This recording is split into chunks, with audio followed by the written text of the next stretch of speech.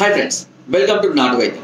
ఈరోజు నేను చాలామంది స్త్రీలు నన్ను అడుగుతున్నారు, న్యాచురల్గా గర్భం రాకుండా ఉండడానికి ఎలాంటి చిట్కాలు ఉపయోగించుకోవాలి. చాలామంది కూడా గర్భ నిరోధక మాత్రలు వాడుతూ ఉంటారు.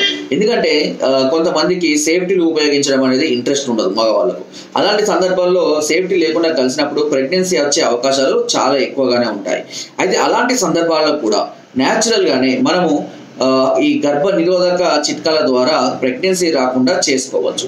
ఇవి పూర్వకాలంలో అధికంగా ఈ చిట్కాలను ఉపయోగించేవారు.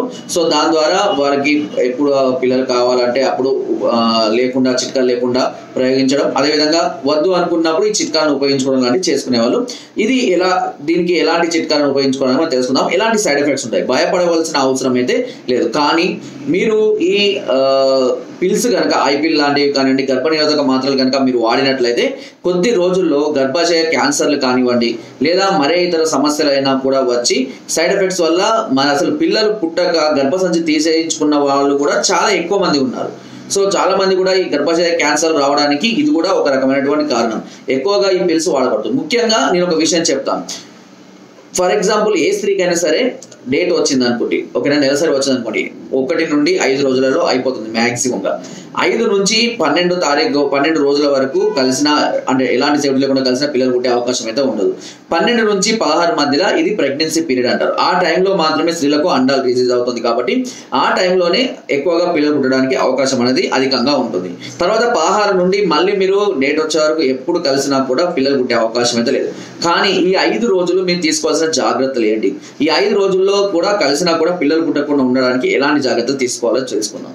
ఇందులో మొదటి వచ్చేసి సైంధవ లవణం. సైంధవ లవణం ఏం చేయాలంటే, కలిసిన తర్వాత ఆఫ్టర్ రతిలో పార్టిసిపేట్ చేసిన తర్వాత ఒక గ్లాసులో కొద్దిగా ఒక టీ గ్లాస్ అంత వాటర్లో ఒక చెంచాడు సైంధవ లవణాన్ని వేసి యోని మొత్తాన్ని కూడా శుభ్రపరచుకోవాలి ఆ వాటర్తో.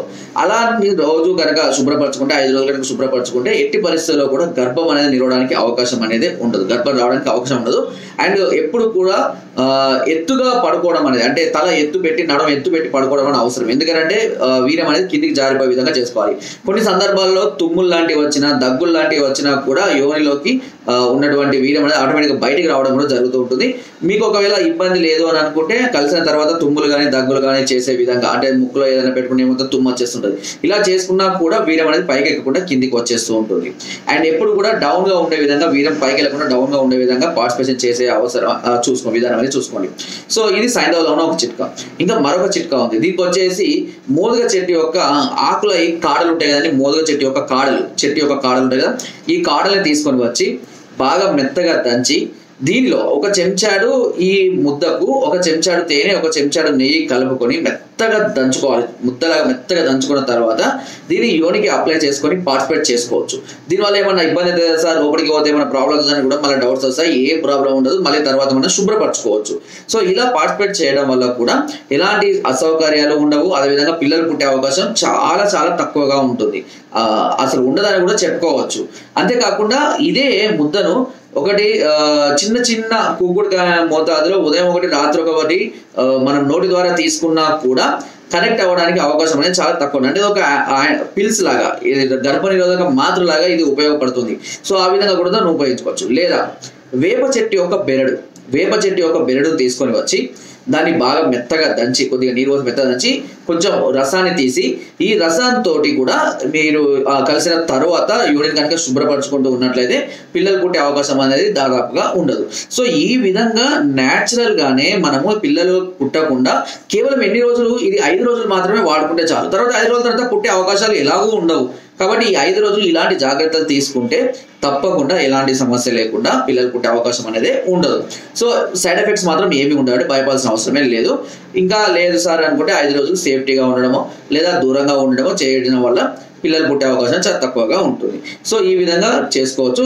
ఎందుకంటే కొన్ని సందర్భాలలో కొన్ని టైమింగ్స్లలో బలహీనతల వల్ల ఇలా జరిగి చాలా మంది కూడా కన్సీవ్ అయిన వాళ్ళు, వద్దు అనుకుంటా కూడా బలవంతంగా కన్సీవ్ అయిన వాళ్ళు కూడా చాలా మంది ఉన్నారు. ఎమోషన్స్ ఆపుకోలేక, తర్వాత ఏం చేయలేక మళ్ళీ ఆ కన్సీవ్ అయిన దాన్ని తీసేయడానికి కూడా చాలా రకమైనటువంటి మాత్రలు ఉపయోగిస్తూ ఉంటారు. వాటి వల్ల గర్భసంచిలో చాలా రకమైనటువంటి సమస్యలు వస్తాయి, ఇబ్బందులు కలుగుతుంటాయి, ఇన్ఫెక్షన్స్ అవుతుంటాయి, కొన్ని సందర్భాల్లో బ్లీడింగ్స్ ఎక్కువ అవుతూ ఉంటాయి. గర్భసంచి కూడా తీసేయాల్సిన పరిస్థితి కూడా రావచ్చు. దానికన్నా ముందు ఇలాగే ప్రయత్నించుకోవడం అనేది చాలా బెటర్ అని నేను చెప్తున్నాను. ఇంకా ఏదైనా డౌట్స్ ఉన్నా, ఏదైనా సమస్యలు ఉన్నా కూడా నన్ను సంప్రదించండి. దానికి సంబంధించిన మరిన్ని సలహాలు, సూచనలు కూడా మేము చెప్తాము. బట్ ఏదైనా సరే కనెక్ట్ కాకముందే, అంటే అండము వీర్యము రెండు కనెక్ట్ కాకముందు, అంటే పిండం అనేది ఏర్పడక ముందు, అంటే కన్సీవ్ కాకముందే జాగ్రత్తలు అనేది తీసుకోవాలి. కన్సీవ్ అయిన తర్వాత తీసేయాలి అని అంటే మాత్రం అది చాలా వరకు కూడా చట్ట విరుద్ధం అనేది చెప్పుకోవాలి. అంత దూరం వెళ్ళక ముందే జాగ్రత్తలు తీసుకోవడం అనేది అవసరం. సో అంతేకాకుండా ఇంకేదైనా డౌట్స్ ఉంటే నన్ను సంప్రదించవచ్చు. దీని వరకు కింద స్క్రోల్ నెంబర్స్కి ఫోన్ ద్వారా, వాట్సాప్ ద్వారా, లేదా కింద డిస్క్రిప్షన్ మా యొక్క అడ్రస్ కూడా నేరుగా వచ్చి మమ్మల్ని సంప్రదించి మీ అన్ని రకాల సమస్యలకు సలహాలని, సూచనలు, మెడిసిన్స్ కూడా పొందవచ్చు. ఒకవేళ మీరు రాలేని పరిస్థితులు ఉంటే కొరియర్ ద్వారా కూడా మెడిసిన్ తెప్పించుకునే అవకాశం నాటు వేదం ఛానల్ మీకు గవర్నమెంట్ కూడా అందిస్తుంది. నా వీడియో నచ్చితే తప్పకుండా లైక్ చేయండి, షేర్ చేయండి అండ్ సబ్స్క్రైబ్ చేయడం మాత్రం అస్సలు మర్చిపోకండి. Thank you.